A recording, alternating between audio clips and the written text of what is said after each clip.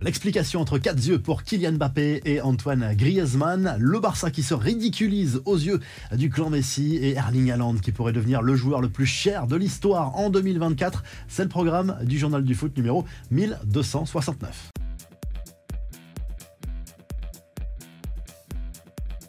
J-1 pour France-Pays-Bas. Les choses sérieuses vont commencer pour l'équipe de France avec cette nouvelle campagne de qualification, cette fois pour l'Euro 2024. Cette rencontre face aux Néerlandais se jouera vendredi soir dans un stade de France à guichet fermé pour l'occasion. Didier Deschamps a déjà sa compo d'équipe en tête. A priori, il devrait partir sur un 4-3-3 avec Mike Maignan dans les buts, bien sûr. Upamecano, Konaté dans l'axe de la défense. Théo Hernandez et Jules Koundé sur les côtés. Le trio Rabiot, Tchouaméni, Griezmann au milieu de terrain. Ça avait bien marché lors de la dernière Coupe du Monde. Et Randal Kolo Muani devrait être aligné à la pointe de l'attaque avec Kingsley Coman et Kylian Mbappé à ses côtés. A priori, Olivier Giroud plutôt sur le banc au coup d'envoi. L'actu des Bleus, c'est aussi les suites de la petite polémique liée à l'attribution du brassard de capitaine à Kylian Mbappé.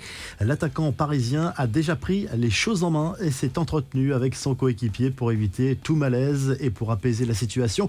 Peu de choses ont filtré de cet échange, mais selon l'équipe et RMC Sport, Mbappé aurait fait comprendre à Griezmann qu'il comprenait sa déception. Pas question pour le joueur du PSG de s'accaparer le leadership en sélection. L'attaquant des Colchoneros et Olivier Giroud garderont le même statut au niveau de l'influence dans le vestiaire. Les infos et rumeurs du mercato, Erling Haaland va-t-il devenir le joueur le plus cher de l'histoire? Scénario plus que probable en cas de transfert de l'attaquant norvégien. AS confirme que le Real Madrid maintient le contact avec l'entourage du joueur. Objectif, le faire venir en 2024 à condition de pouvoir le déloger de Manchester City. Mais il y a cette fameuse clause pour faciliter un départ à l'issue de la saison prochaine. Il faudrait tout de même débourser entre 220 et 240 millions d'euros.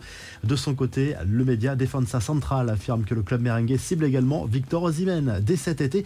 Avec ces deux-là, plus de place pour Kylian Mbappé. Pour recruter le buteur nigérian, Florentino Pérez devra faire un chèque de 150 millions d'euros environ.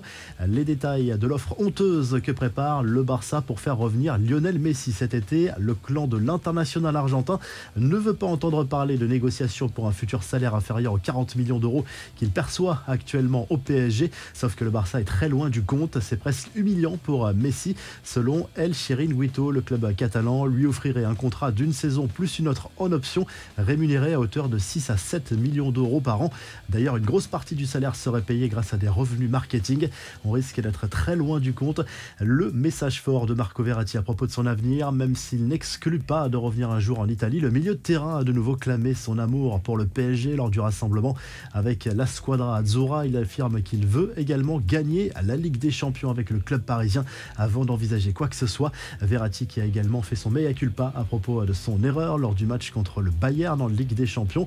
Enfin, quel avenir pour João Félix prêté à Chelsea depuis cet hiver? L'attaquant portugais veut rester chez les Blues, mais ses performances interrogent la direction du club londonien.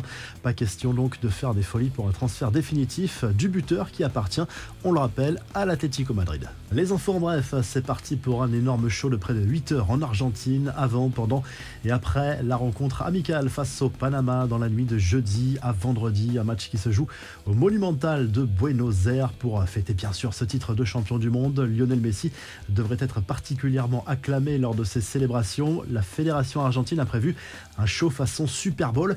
Une pluie d'hommage pour Mesut Özil qui a annoncé sa retraite à l'âge de 34 ans seulement. Le milieu de terrain allemand qui n'a joué que 7 matchs cette saison en raison de blessures à répétition a choisi de raccrocher définitivement les crampons. Il était arrivé l'été dernier à Başakşehir, un club d'Istanbul. Il sera donc passé par Schalke 04, le Werder Brême, le Real Madrid, Arsenal, Fenerbahçe et Başakşehir. Özil en chiffre ses 645 matchs disputés en club pour 114 buts et 222 passes décisives.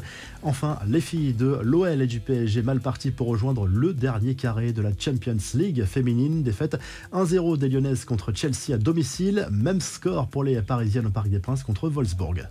La revue de presse, on retrouve les frères Thuram à la une du journal L'Équipe ce jeudi au lendemain de leur conférence de presse commune à Clairefontaine lors du rassemblement des Bleus. Kefren et Marcus, fils de Lilian Thuram, champion du monde en 1998, sont désormais réunis en bleu, peut-être pour un brillant avenir en équipe de France.